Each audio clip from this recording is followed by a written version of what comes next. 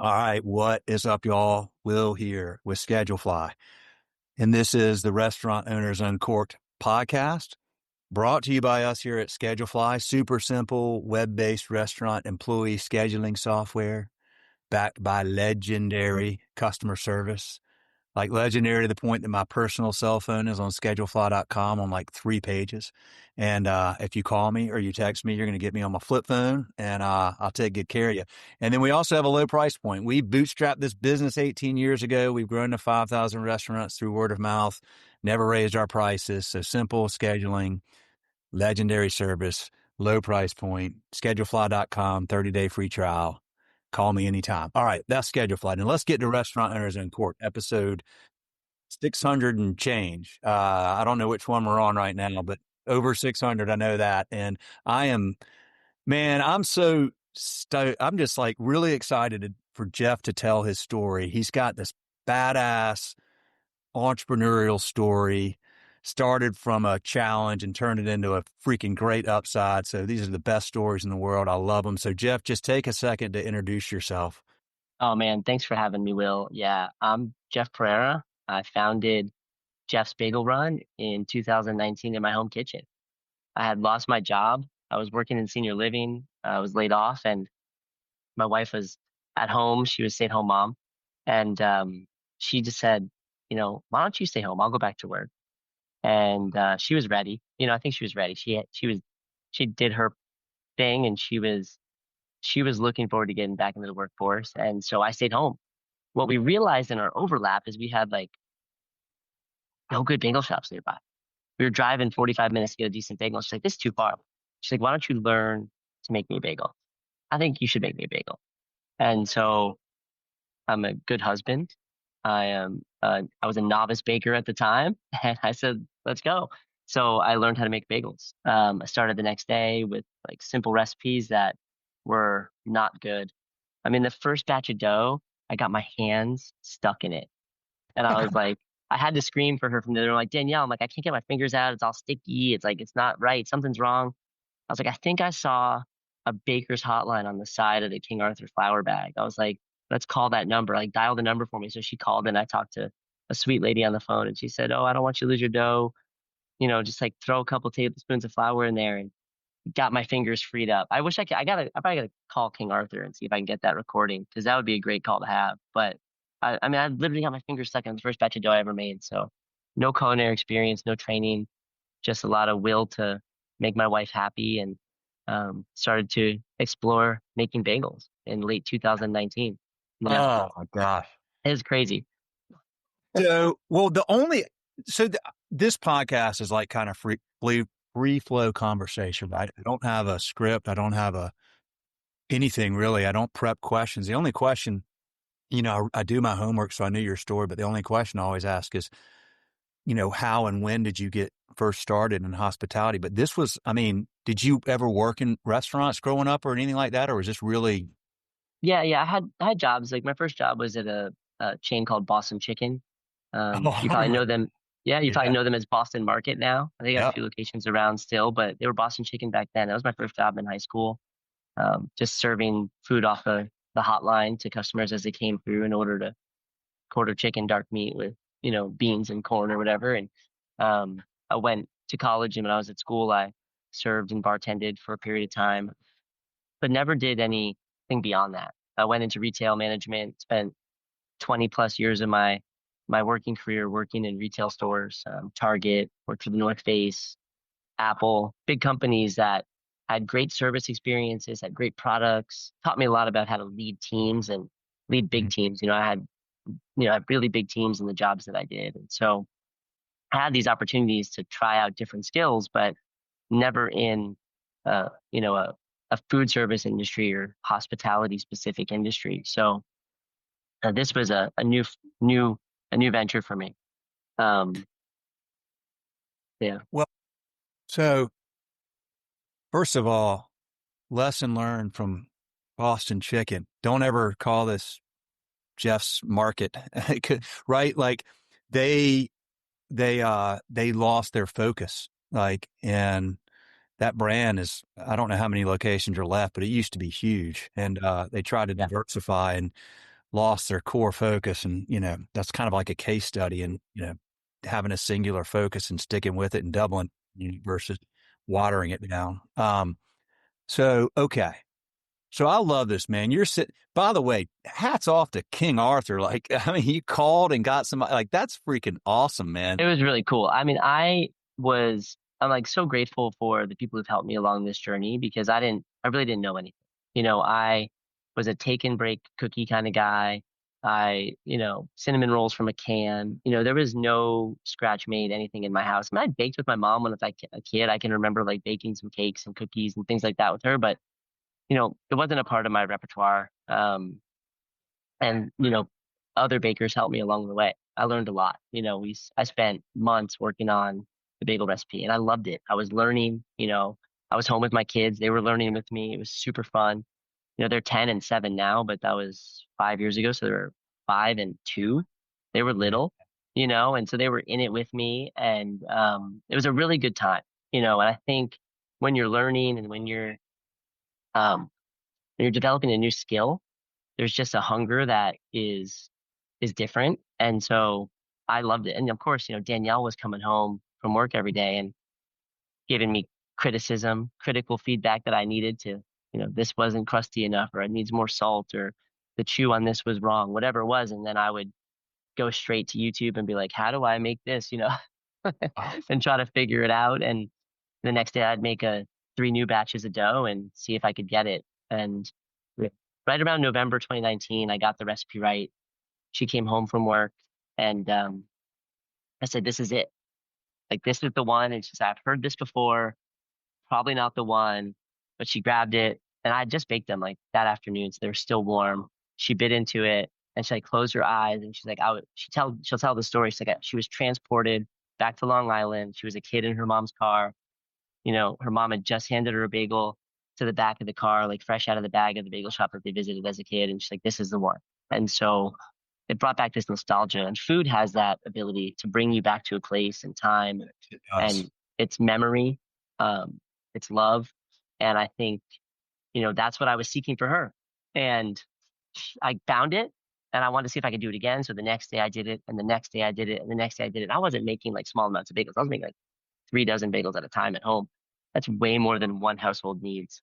So we started giving them to some friends and family, and they loved them. They're like, I'd buy these from you.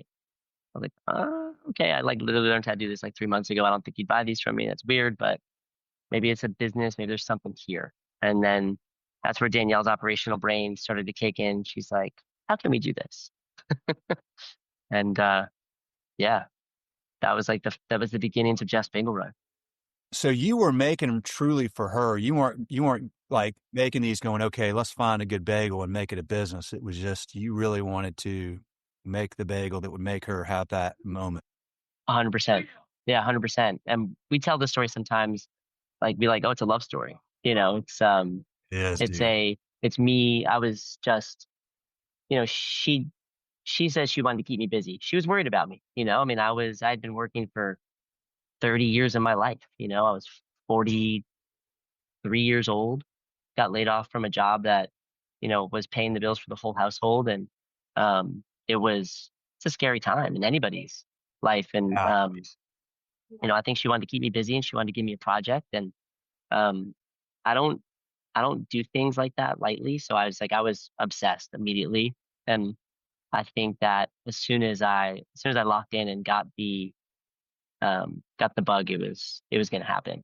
So Man, you got yourself a good bride, brother. That's wise of I her to do. have something to keep you busy because that can really, I mean, that can just wreck mental health in a situation like that. I could imagine that. And wow, that's awesome. So, Yeah. uh, okay. So you start thinking, okay, like, why don't we do this? And this is in Yeah. 2019. This is 2019. So this is pre-pandemic, 2019. We're like, maybe we should sell some of these. People are asking for them. So I had started documenting my journey on Instagram and Facebook, sharing pictures with friends, with family, kind of formalized my page, made a Jeff's Bagel Run, and I posted a menu. I was like, I'm selling bagels if you want them. And like 4 people took me up on the offer. One of the ladies was like, 20 miles away. She wanted 4 bagels. I didn't care. I drove them to her.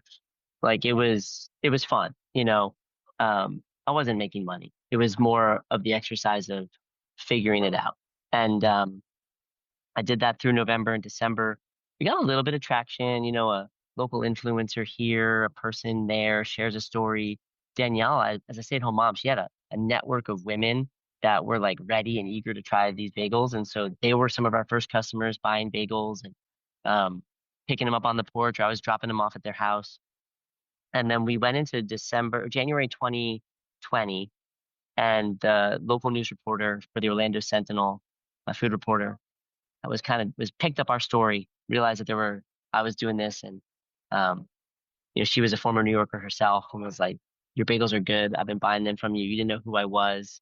And she wrote a story about Orlando being a bagel desert and how there was these kind of Ah, upstart companies doing things. Like I was doing it out of my house. There was another shop across town that had just opened that was trying to make a bagel, and she was really excited about what was happening. And that gave us another boost in business. People found our website, people found our Instagram page, and they were DMing me their orders, and I was able to, you know, keep up with the business. And Danielle was working for a company called Ross Dress for Less. She was a district manager with them, and she started hearing these rumblings in March of like potential store closures and this virus, and like people are getting sick, and we might have to cancel our conference in Las Vegas, and all this stuff. And she was like, "Hey, I think something's happening." And then, of course, we all know COVID-19 and the pandemic set in, the end of March, early April of 2020, and the world kind of stopped. Um, but Danielle's smart. We were prepared. We'd had a pallet of flour drop shipped to our driveway in our house, pulled, I don't know, 20, 15, 50-pound bags of flour into our dining room. We went out, we bought a small commercial mixer, because I was doing it all by hand at that time. Um, Bought a small commercial mixer to make the dough a little bit easier. And as you know, as a lot of people, we were kind of scared in that time. And she thought worst case scenario, we trade bagels for Advil or necessities, right? Like we'll be the baker in the yeah. town. You never That know, was right? legitimately what people Yeah, like. it was Yes. scary. I mean, I mean, I overbought toilet paper and paper towel. 100%. Yeah, Like, yeah, yeah, you yeah. just, So we were like, we'll trade bagels for toilet paper, whatever it takes. And she kept her job, which was we were fortunate for. She had a paycheck coming in. We were grateful for that. But she wasn't working because stores were closed, so she helped me. And as more orders rolled in and more business was coming because people were finding us deeper and deeper in their Facebook and Instagram feeds, um, we got really busy. So she helped me operationalize the process at home. We had 5 garage refrigerators. We were proofing dough overnight in, extension cords running all over the house because we'd blow breakers. We'd have to put them in different outlets. And we really built that summer, delivering probably 40 dozen bagels a day to people's houses, or having them come pick them up on our porch.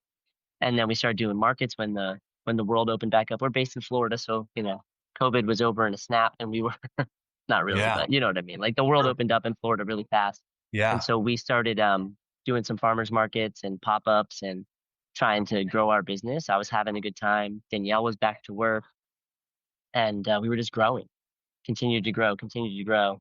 February 2021, we did a market, and it's a memorable moment because it was a typical like Florida rainstorm, popped up 9 a.m., drenched the whole market, but nobody got out of line. And we'd had a line, like we'd had a line for an hour waiting for us to show up with our fresh baked bagels from our house. Nobody got out of line. They stood there getting, like, some of them soaking wet, like completely soaking wet, to buy 6 bagels from us. And we went home that day. Like, we have a business. This is getting bigger than the house. We should probably figure out what the next step is. And so we went and started seeking out some, a lease and some real estate, whether it was retail or a commercial space that we could just bake in and kind of keep the same model. Nobody would lease to us. We didn't have any collateral. We didn't have any money. We didn't really have a real business. And we had a bit of a business, but not like, not a proven model. So it was hard to get a lease, but we finally had someone take a lease on us, a chance on us to go sign a lease with us. In July of 2021, we opened our first store in Ocoee, Florida, just outside of Orlando. So July 2021. July Okay. 21. So you did a lease. Was it like, where was the location? Was it in Yeah, like, so no, it was strip mall. Like, we had put in like a couple leases LOIs, letters of intent, to try to get someone to sign with us on commercial space, like just warehouse space, anywhere we could find. And most of them fell through because, kind of an unproven business and still kind of a tumultuous time in the, commercial real estate market. COVID was kind of still a thing. People weren't sure what was going to happen, but had a landlord. We changed our approach. We brought him bagels, brought a business plan, kind of brought our experience that we had in our previous lives to the table. And, he's like, I like the bagels. I like you guys. Good luck. And we signed the lease and opened our first store that July. At this point, Danielle decided it was time to go full bagel. She quit her job. She and I ran the store, and it was our new life. We were business owners, and That's so it cool, was man. wild. Yeah.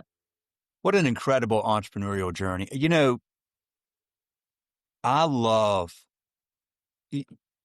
I love the fact that you drove 20 miles or whatever it was for somebody that wanted 4 bagels, because that's literally when you are starting something, have to do things that are not scalable. There's a great article.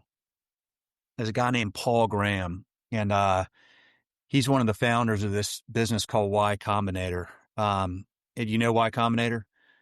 Yeah, they fund all these great startups. They were early with Airbnb and all that stuff. And he tells a story about the guys at Airbnb.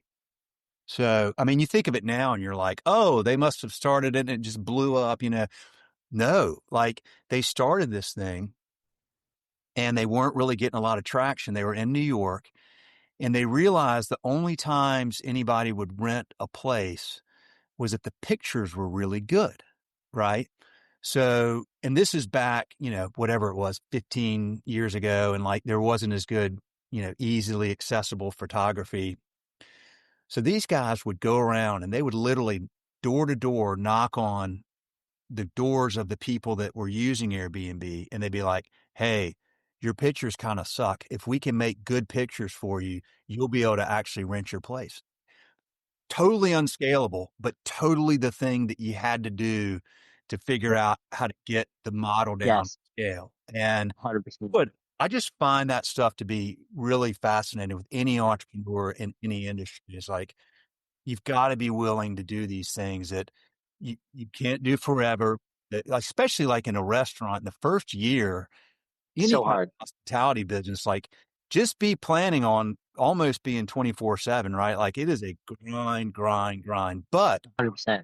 that's where you learn all those things that, you iterate and you trial and error and you start to figure it out and you start to narrow it down and dial it in and you start getting your formula down. But it's one of the reasons I really enjoy doing this podcast is hearing these starting stories, because so many people, people that are like, hey, I make great bagels. Awesome. That's so cool. Good. You want to start a bagel business? Hold the phone. Like there's a Yeah. lot between being able to bake a good bagel and being able to operate a bagel business.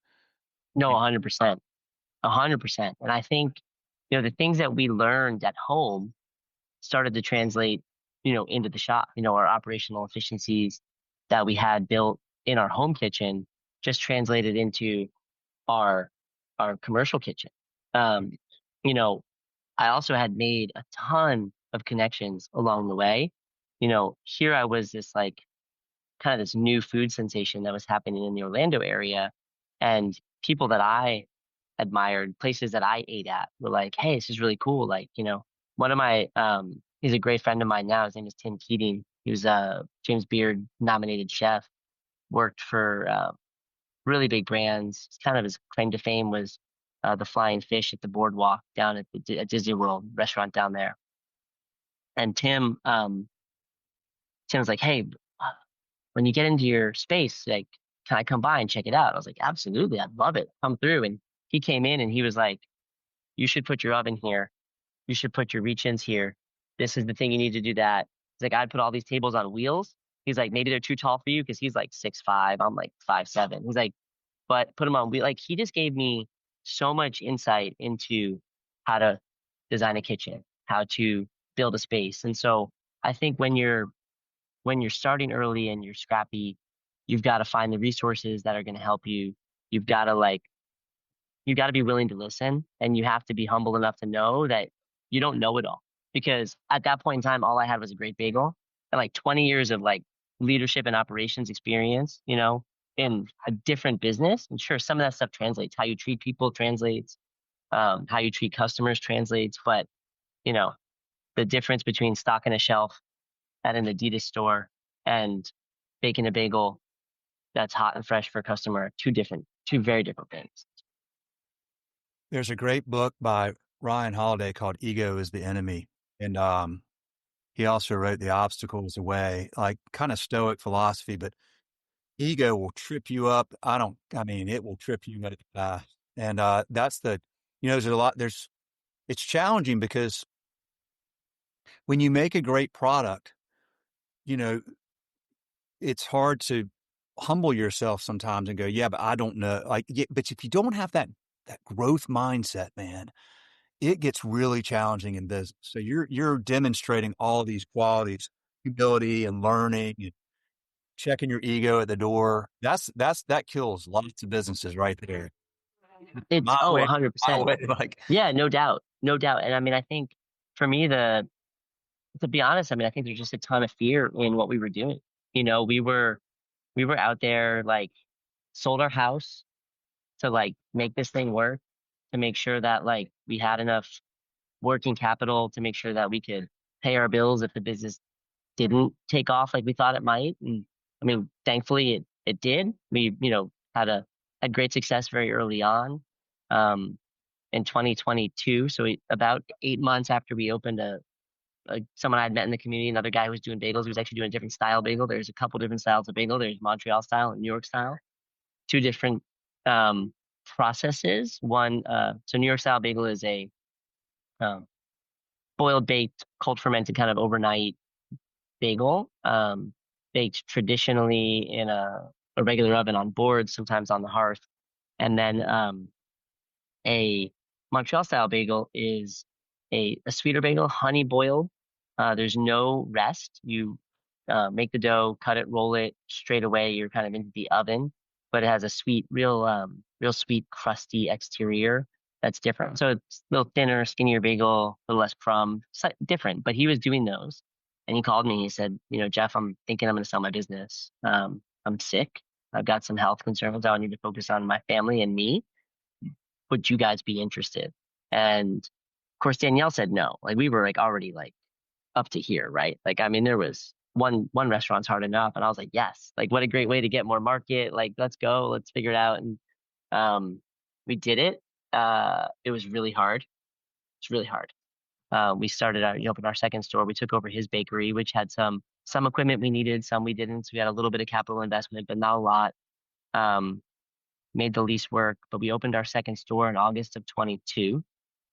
And that's what led us to where we are today because we took a business partner the following year who was coming into our shop, just buying bagels. The office loved the bagels, and he just kept asking us like, hey, do you want to make this thing bigger? You want to make this thing bigger? You want to make this thing bigger? How can we grow this together? And finally, we took the meeting in January 23 and made the decision to really grow and scale Jeff's Bagel Run through a franchise model. And we became the franchisor and franchisees. We just opened number 24 last week.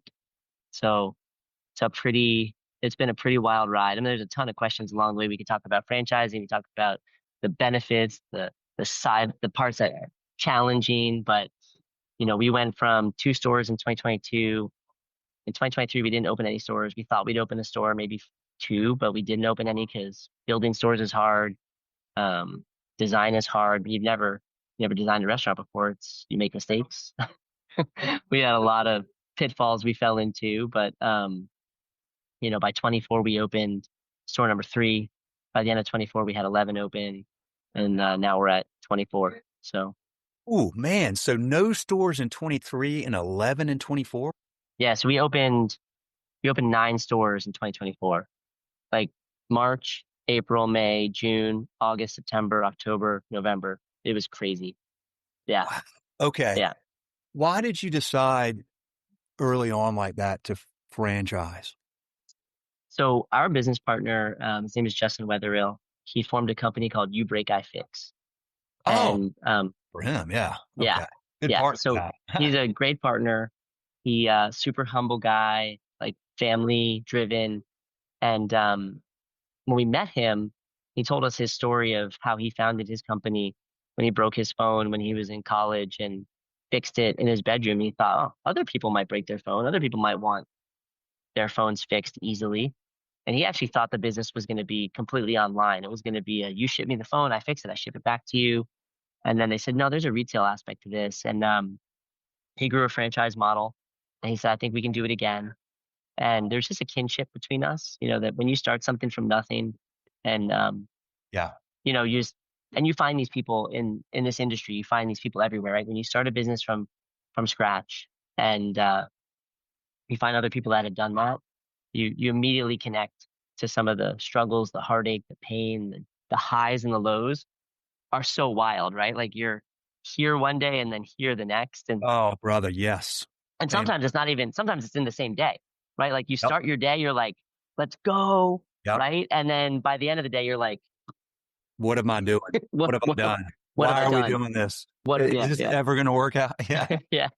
And so the franchise model for food, I didn't know much about franchising, to be completely honest. I didn't really understand that there was this layer of business owners between brand and customer, right? So you've got like brand franchisors and franchisees operating these businesses that you know and love, and then the customer. My kids play I-9 sports, youth sports leagues all over the country.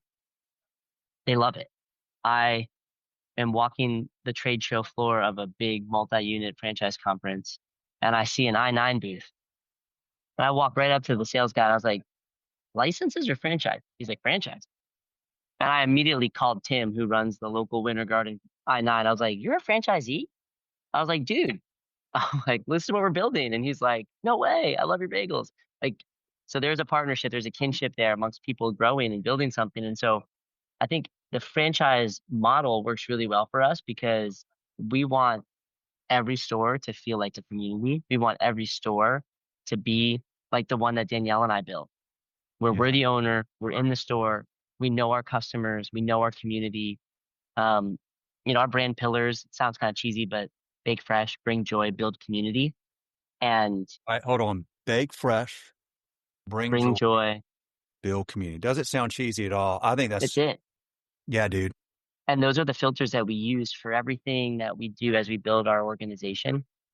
And I tell the story sometimes. We used to make a black and white cookie. It's a kind of like a sugary type cookie. It's got a nice soft texture to it, but chocolate and vanilla icing on either side of it. You probably seen them in a deli before. I love them. That's Danielle a helped me. Seinfeld episode. I sent you. You remember that Danielle, episode? I remember that one. Yes. Yeah. So Danielle and I love those cookies. And, we would make them in our store. Super labor intensive. You maybe get 36 cookies, takes hours. You got to make the dough. You got to let it set. You got to rise. You got to ice it, all these steps. And it's really not a scalable bakery good for a fast paced bagel bakery that we wanted to operate. So we 86 them. And our business partner was like, man, those cookies were good. What if we just had them made off site and brought in? And the filter of bake fresh wasn't met by doing that because we didn't make it. We're not going to sell it. So we just said, just not have it. So we're going to only create and produce things that we make in the store. We don't have any freezers in our locations because all of our products come in fresh. Our vegetables come in fresh for our cream cheese. All of our ingredients are coming in fresh. Nothing's frozen. That's Mm, part of the concept that makes it taste better. yeah. Bring joy. Food. I told you the story earlier about that bite that Danielle took, and like bagels are joy. Food is joy for her. And like, how do you translate that to other people? How do you translate that to employees who have a great work environment, to your customers that come in and are happy to see you every day? you Yeah. know, makes a big difference. And so, in the community component, that was easy for us. We've always been a part of our community. We wanted to give back, and we do that regularly in our stores, whether it's to local schools. We have a bias, I think, probably to like supporting organizations that support kids and families with kids. And so we did a lot of lot of work with Give Kids the World, Make a Wish Foundation. We've done a lot of work locally. with our schools. We got some partnerships happening with some other organizations as we move into different markets. And it's really exciting to know that the community that can give you so much, you can give back to. Yeah, man. Absolutely. I love that. Okay. So so then franchising, you got to learn all about that and your FDD and getting all that Oh, done. Um, yeah, we got connected through Franzi, right? I think so. Yeah. Yeah. Yeah. Alex over there. Yeah. Okay. Yeah. He's here in Charlotte where I am. I know Alex. I love him. I think he's building a brilliant business. Tell me about how did Mhm. you get connected with Franzi? I think it was direct. Alex just reached out to me on LinkedIn. He's like, Okay. I see what you're building. This is awesome. And he's such a genuine guy. He is. Um, yeah, I was like, listen, I said, I think what you're doing is pretty cool. Let me put you in touch with our team that is doing sales and our marketing team and see if there's a match. We'd been using some other traditional players in the, Fran Connect and other CRM kind of based, Yeah. CRM driven sort of data based item, businesses. And it just wasn't like really yielding leads that we wanted. We were really hoping for more organic type of um, builders. We wanted people who were builders as well. Um, Danielle, myself, Justin, we're all founders in some way. Justin founded the company, now supporting us in our founding, and like we want people who have that same drive. It's just different. I think founder-led organizations are different. Alex is, I think, proof of that as a founder himself. So it's pretty cool. Y- Yeah. Yeah. Yeah, he's doing good work. We think a lot of Franzi. I think they're doing a phenomenal job there. I'm excited to follow along with that. Um, I, And he's going to help, I think, take away some of the like demystify franchising mhm. and democratize franchising in a way that, um, as I'm learning about this industry, it's highly regulated. It's smart, and people are investing life savings. Like people are coming to us and say, "I got all this money." It's a big expense. It might Yeah. be the biggest expense you make in your life if you franchise a business, and you want to make sure you're doing it with an organization that is going to be there to support you and back you up. And I think in throughout history, there's been some, you know, bad apples, and they just kind of can spoil the bunch. But I think Alex is working really hard to make sure that you know everybody's got a fair shot and has a lot of transparency in what they're doing. It's pretty cool. It's really important. There are brands that scale really fast and sell franchisees on something, and where you find out, later that the brand was really just trying to collect, as much money, and franchisees get left holding the bag, and it sucks when that happens. Yeah, Because those people do. They are. I mean, a lot of these people are coming from corporate America and they want to own their own business. They don't necessarily want to start something from scratch. They want the right. What they're doing at Franzi is they're going like, okay, let's just figure out, first of all, like what industry is right for you. And then let's figure out which is the right franchise, connecting those dots like that. It's really yeah. brilliant. So that means that, okay, so you've got 24 locations. How many Uh, franchisees do you we have? got so we have 6 corporate locations. I think we have like 9 active franchisees that are operating stores, 10 franchisees that are operating stores. But we've got 36 currently in the pipeline. So we're like swinging hammers already in construction. Leases are signed. Some maybe they're in the design phase. So like kind of like another 36 in a 0 to 6 month pipeline to opening. And then I think we've signed 141 agreements. So we've got a pretty big pipeline Yeah. already. Yeah. I Yeah. think what Justin did when he built You Break I Fix was a phenomenal business, but it was also um, a really strong legacy. He's a operator that, the industry, the franchising industry trusts, I believe, because he was a stand-up operator. And a lot of our early franchisees are people who had invested in him before and are willing to invest in him again.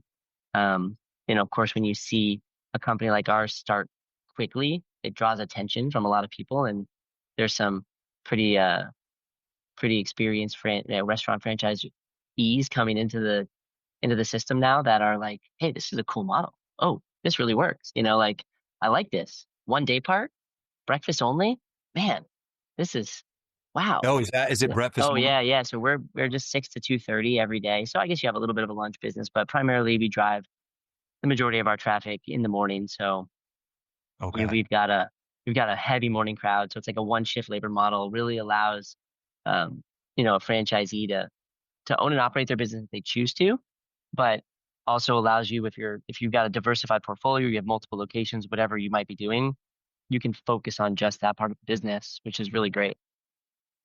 So So do you try to find franchisees that have proven that they're effective operators with different brands, maybe with different day parts, but in a market so that they're looking to have a breakfast day part because they have like two or three other brands? yeah, I think we're to say we're looking for that would be um I don't think that's 100% true. We're not seeking that. I think we're really looking for people who are excited about bagels, Okay. which is kind of like a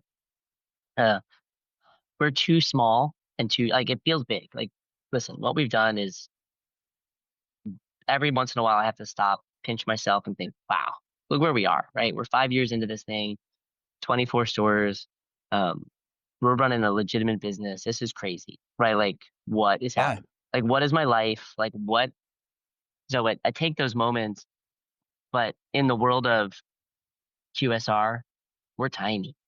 24 stores is like a drop in the bucket. And, I think people are coming to us and they're saying, we want you to be a little bigger. You're not quite proven enough yet.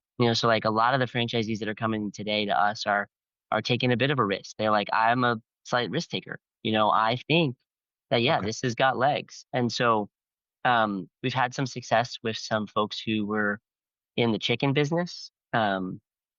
You know, chicken fingers have been popular for the last 7, 8, 10 years. And, we've got a few operators who were doing lunch and dinner chicken businesses. And they're like, I love the bagels and like, let's try this. And so they're in markets that they have existing franchises that they're running and they're now coming in. So we have a few of those coming on board. We also have a few that have come from other bakery based businesses. So, nothing bundt cakes, we have a Yeah.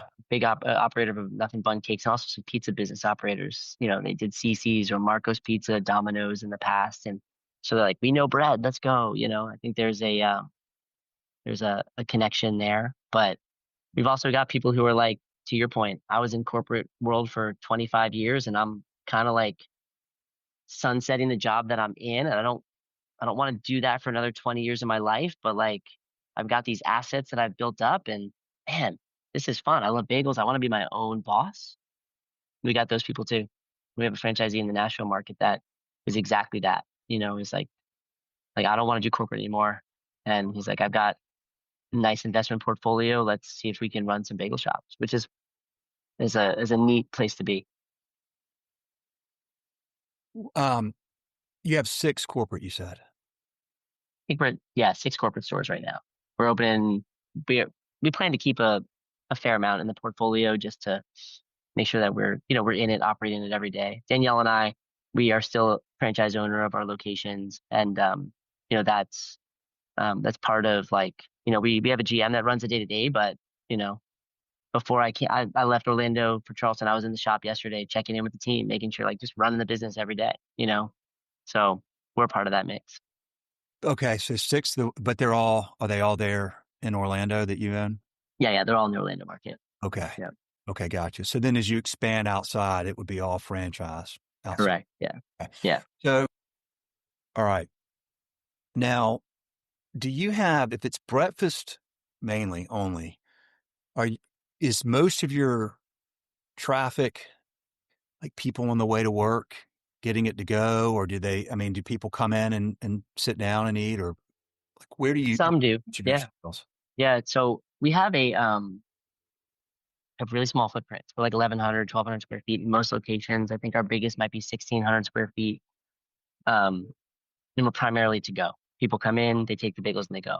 I think what's unique about what we do is we primarily focus on the bagel. And so we are a scratch bakery. Every piece of every piece of bread, every dough, every bagel is made in house the day before, proofed overnight, boiled and baked that day throughout the day. So you're getting hot bagels, you're getting bagels that have been out of the oven for 20 minutes, half an hour, like really fresh product. And that's all we do. We got a slew of spreads, and we have a full coffee program, full espresso coffee program. And so people come in, they grab a bagel, a spread, and coffee, and they go. And everything's a la carte. We're not building anything. We're not toasting bagels. We're not making sandwiches. We are providing you with the glorious foundation of breakfast, and you can do with it whatever you want, you know. And some people sit at the bar. Sometimes you have a little countertop bar. The store is really fun. It's an all open kitchen, so you can kind of see the whole process. Part of the beauty of what we were doing at home, every day on Instagram or Facebook, I invited people into my house. I was like, hey, I'm making bagels, and so when we went into the store, we really wanted to invite people into our restaurant and into our kitchen. And so you can sit there, watch the team boil and bake your bagel. You can watch your bagel go from the boil to the decorating station, into the oven, into your mouth. It's pretty neat. And you know, so there's a few that sit around, but a lot of families too. Commuters in the morning, we get moms after school drop off. We get you know, a class of a yoga class after their workout. They come in, they grab a coffee. It's a unique blend of people, but it's primarily driven by families. And our weekend business is bonkers. Weekday business is strong. Weekend business is like sometimes we don't know if we can handle another customer. It's like lines, busy, and it's all crazy. We just sell bagels. I mean, cream cheese too, but it's wild. Really good bagels. Yeah, it's wild. Yes. Really good bagels. Yeah, yeah. Do you actually, I need to go to you've got a location not that far from me. I live in Waxhaw, this little town on the South Charlotte, but you've got one over at Blakeney. Blakeney Town Center. Yeah, I think it's where I'm pretty sure I know where it is. I think there used to be one of those cupcake places in it's that. the exact space. Yeah, Okay. yeah, the exact space. Yeah. Okay. So do you always go into leases into existing spaces, or do y'all do any build outs, and do you have any drive through locations? Great questions. Plan. Yeah. So, we have explored a few ground leases where we full builds. We just haven't been able to. Construction costs today are just crazy high, and so the math just didn't work on a couple of sites that we looked at to do full ground builds. So we are looking at existing spaces. We lease all of our locations today. We have 4 drive-throughs. Throughout 3 drive-throughs open. The 4th one is going to open. Be our 7th corporate store in the Central Florida area. One of the drive-throughs was a unique bank conversion. It's actually right here I'm in Charleston. It's really cool. Our Isle of Palms location. So if you're familiar with the Charleston area, Yeah. come over the causeway, and you hit right before you hit the beach. We're right there on the corner. It's an old bank conversion. Beautiful store. Super cool location. So gonna spend some time there this week and hang out with the team. But it's really neat. We have a converted Einstein bagel that had closed down years ago in the Houston market, and we got a lease in that space. It's a drive-through, and then the other drive-through location we're taking over is an old Starbucks drive-through. So we got a few others in Old Starbucks drive-through, so they yeah, closed. yeah, they Okay. closed, and um, it's still a great location, man. It's like that real estate, peak Starbucks real estate, like 2006 to like 2011, like when they were, remember they were converting all their inline stores to drive-throughs. This was one of the original Yeah. conversions. It was inline, like right next to a Target store, and then they moved it out into the out parcel. Beautiful location. Really excited about that one. So the car count in front of it's wild. So what is going on with, I mean, it seems like bagels are having a big moment right now. There's a lot of, like, I think about Einstein. I mean, Einstein's been around forever, and you went into one that closed. Now, maybe they had too much complexity. I mean, they have all these different sandwiches, all that kind of Yeah. stuff. What is going on with bagels, right? And then do you wonder if, like, okay, so cupcakes had a moment, and there was that cupcake shot there, and then like cupcakes kind of went out. Like, do you think about that?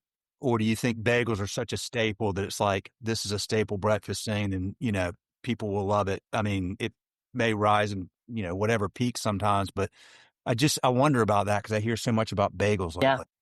Yeah. Bagels are hot right now. I, oh, this is such an interest. My sister lives in the UK. Um, she moved out there probably 12 years ago. She lives in the UK. And when I started making bagels at home, she sent me a note. She's like, "Hey, there's this guy in the UK who's making bagels just like you and like taking them to people's houses." And I was like, huh. So like kind of made me like reflect and think back in that like late 2019, early 2020. And we know pandemic, everybody's making bread of some type, right? We're all just like in our house, like sourdough, whatever, like let me make something. And I think um this maybe, I don't know, sounds kind of cheesy, but I think like the the artisan work of doing one thing really well Mm, has that model has started to been proving out. So like you said, Einstein was started out as a great bagel shop. I loved going to Einstein Bagel back when they had kettles in the store and they actually boiled and baked their dough. And then suddenly it became this frozen product that was brought in, that mm, was heated up and made into a sandwich delivery system, right? It was less of a bagel and more of a sandwich shop. And so we even saw that start to transition in the city and in Long Island and in Jersey, like places that we grew up. Like your bagel shop became like a sandwich shop and was like a full blown deli, and you had like a this broad assortment of things. And so I think niching down and coming back to a specific item has been something that we've seen has had really good success in a lot of categories: cookies, cupcakes. You know, bagels are on trend right now. There's a few other players in the market that are also doing bagels. And it all kind of started at the same time. I think there was a mass exodus of people from the Northeast during COVID, and they're showing up in places like Charleston, South Carolina, where there's, you know, two good bagel shops. Like two good bagel shops for a few 100,000 people is not enough bagel shops. You just need more. You just need more. And so, um, finding those holes in the market, bringing a quality product to that market, showing people what a bagel can be because they're so used to the grocery store or the frozen product that they were getting at the other vendors. And I mean, a very famous bakery brand recently announced on a quarterly earnings call that they were very proud to move to all frozen products. And I was like, that's not, how is that like, I don't know, maybe it's good still, but I don't know. I just like, I think something made fresh is better. So, that's what you do when you're publicly traded and everything's run by spreadsheets and quarterly numbers. And yeah, like, yeah, dude, like yeah, that's it, man. Like I love that. I love what you're doing, dude. Y'all are so smart. You're keeping it very simple, very dialed in, sticking to your core values. The fact that you didn't do the black and white cookie outsourced is such a testament to that laser focus. And there's this concept via negativa, addition by subtraction. Like often it's better to cut things out than to add, right? Like the more you cut out, the more you distill down to like you said, this artisan perfected product, and it's just so good. And then, gosh, I mean, I'm sure you're just sitting there looking at long-term demographic trends, like people are leaving the Northeast in general over the long haul, and they're moving to the Southeast and the Southwest, and yeah. I wouldn't know. I mean, like, I'm going to I got to, dude, my mouth's watering right now. I got to go try one of your bagels because I don't know that I've ever had like great bagels. I'll tell you my bagel story. So I Yeah. grew up in Charlotte, been here my whole life, and I was about 10 or 12 years old, and we were flying somewhere, and it must have been up north, but they served bagels. I didn't even know what a bagel was. So I was Hmm. born in 74. This is like mid 80s, right? Okay. Yeah. No clue what a bagel was, but I got it, and like, I thought it was a donut. So like I took a bite and I was like, it was just a plain airplane frozen. It wasn't even warm. It was like, cool, cold. I was like, this is the most disgusting donut. What is this? And I saw, I was like, wait a minute, there's cream. What in the heck? What is that? Literally didn't know what it was. Yeah. And now, of course, like they're everywhere. Um, but I was very curious when you started talking about the Montreal bagel and the New York bagel, because I don't, I just, but I It's would, fascinating. I would bet there's more people coming here from New York than Montreal, so you probably got. No, for sure, for sure, for sure. Yeah, I think we have found that man, this country is such a melting pot of people, and we come from all over the place. And like you said, in the South, biscuits reign supreme. Yes. Biscuits are the delivery system for breakfast in the South. In the Northeast, it was bagels. When I was growing up as a kid, it was an English muffin occasionally. If it wasn't a bagel, that was the alternative. And so, Yeah. um, we opened some stores in South Florida, and there's a large population of folks from South and Latin America, from the Caribbean, that don't have bagels. That are like, what is this round thing that looks like a donut, right? But it's savory and it's chewy and it's not what I think it is. And so sometimes we have to introduce what a bagel is to people.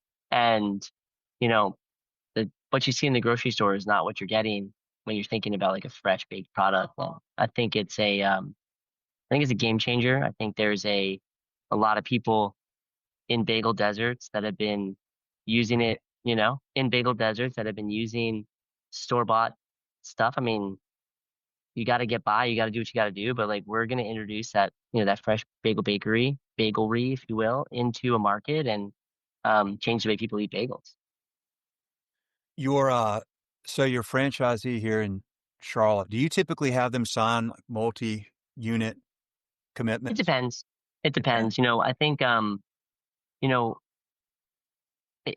each individual is different, right? So some people, like we talked about, you could be, it's just like a former corporate grinder who's got a nice little nest egg that's looking for the next thing. You may not have the capital or desire to invest more than one, but if you've got the capital or the desire to do more than one, I think we're looking at each one on an individual basis. But our franchisee in the Charlotte market, I think they're doing. I know we have two stores open. We just opened the Arsley Oh, neighborhood a few months ago. I think they're looking at another one a little further north of town. North Loop, is that what it's called? I don't know. I don't know all the names of the geography, but they've been trying to find another lease. They got three or four that they're going to do for sure. Um, and I think again, real estate makes such a difference. Where you put like, I actually posted this on LinkedIn today. I think it really is true. It's like there's like there's four things you have to do to run a great restaurant brand. The first one is have a great location. If they can't find you, they're not coming. Have a great product. If you don't have a great product, even if they can find you, they're not staying. You have to have great marketing, because I don't know how many times you've been to a restaurant where you're like, wow, this food's really good. I can't believe I haven't been here before. You just never hear about it, right? Like, so you got to have great marketing. And then the last thing is you have to have a great in-store experience. If you're not delivering a great in-store experience, then why would you come back? You have so many options. Why would you come that back? is, and that almost to me is like the most important, maybe the last one, because you can get all the other stuff right, but if this experience sucks, you're like, mm-mm. Which is Bye. so hard, man. Because now that gets into, all right. We not only do we got to get the right franchisee, but that franchisee has got to figure out how to hire the right people, and Yes. no easy task. Oops. No, I think the, oh man, like, I mean, hiring people and cultural fit into an organization is probably the hardest thing an operator does. Because you're so pressed to just get a body into a slot, Mhm. because Yes, sir. if you don't have a body in a spot, then you're doing it, right? And so you're trying to staff this like hole and vacancy in your schedule. But if you're not looking at fit, if you're not looking at maybe relevant experience, or you're not measuring up a person to how they compare to your brand, um, yeah, not even just your brand, like take it one, like we find in the stores that we operate, if they're not a fit for that specific team and the culture that's been built on that team, even if that team, because each team is going to get to the end result slightly different way, right? Like, you could have a team that's very hardworking, focused, dedicated, kind, and courteous with their customers. And you could have a team that's fun and cuts up and like, so if you don't match the team correctly, when you're Yeah. hiring people, and you need some diversity of people on a team, but like if you don't find like if people what we have personally found is that people will wash out of our stores that we operate if they don't mesh with the team because it is such a fast-paced, close-knit environment. I mean, QSR, food service in general, I don't care if you're doing full service or not, like if you're in this industry, you're bumping elbows with people, you're in a space like this, you're working, you're trying to like it's an intimate work environment. And if you don't mesh with the team that's around you and the culture's not great, your customers can tell. Amen. Do you use the predictive index? Have you ever heard of that? I haven't used it for this, but I've heard of it. Yeah. Yeah, it seems like something. Okay. Yeah. Finding the right people like that is just the magic. It really is. It's a, it's a, it's a lot of art. Yeah, Uh, the first people I ever hired because I was really scamming Danielle and I were nervous, so nervous, like nervous as hell to hire people and invite them into our business and represent us, right? Because it was just us for so long. And by yeah. so long, I mean like 6 or 7 weeks before we were like just literally dead on our feet and we had to hire somebody. But I just went to my community on on Instagram and I said, "Hey, we're hiring. If you're interested, just send me a video of why you want to work for us because I would love to hear from you as to why you want to be a part of this team." Mm, And I got 4 interviews or 4 videos, 4 videos. I don't know, 13,000 followers at the time or something like that. 4 interviews. yeah. Hired all 4 of them because they were committed already, right? Like they were Right. like, It's, if I'm like gonna pick my phone up and be like, "Hey Jeff, my name's Rebecca. I've never done this before, but like I eat bagels in your place. They're really great. I'd love to work there." Like that's all it took. And she was great. She worked for us for 2.5 years before she moved on because, food service isn't yeah. for everybody forever, but like, Yep. you know, we found great people like that. And so that's one of those not scalable things. Like you can't do a video and ask every candidate to send you a video. Now we have different tools and mechanisms in place and franchisees have different ways they hire people and systems, but we're trying to build that team. Do you, I'm thinking about, I'm literally specific. Like, would you go in like a Publix center? Yeah. Okay. Like there's a location I go to, I'm obsessed with Publix for whatever it's worth. Like there's one in Marvin, North Carolina, Okay. Marvin Gardens, and it's the best. I'll go down swinging. It's the best Publix on the face of the earth. I go there almost every day. I love it so much. They're so nice. But there's a spot in there that your franchisee may want to check out. It was like, Oh yeah. there was a restaurant. It was like I don't know, like a Japanese steakhouse. It wasn't the right fit for there. Boy, it's coming down Providence Road. There's so much traffic flow going down there in the morning because it's different than like your Blakeney is going down Ray. That's a totally different Yeah. flow than Providence is a main artery. It goes from, I am sitting at the end of Providence right now. It's about 100 yards from me and it goes straight to Uptown Charlotte, like Okay. miles. And there's a lot of traffic flow. So just FYI. Um, and I also, for what it's worth, I've got the reason I started thinking of that is I've got a good buddy, Trey Morgan here in Charlotte, Morgan Property, but they're out of Florida initially. But he builds a lot of public centers and he's always looking for great brands like y'all. So if you ever want to meet him, let me know. Definitely. Yeah, for sure. We have a few stores in public centers that are doing well. Yeah. I love Publix. I mean, I'm a Florida kid, born and raised with Publix. It's a great grocery store. Um, there's I one time snuck a picture of a break room in a Publix because there's a quote on the wall by George Jenkins and it says, "Publix will be a little bit better or a little bit worse because of you." Oh, dude, I love that. I know. I like saw it on the wall and I was like reading it and I just stuck my phone in the break room and took a picture of it. It's on my phone because I just feel like every brand is a little bit better or a little bit worse because of the people that are in there. And like you get to choose how you show up every day.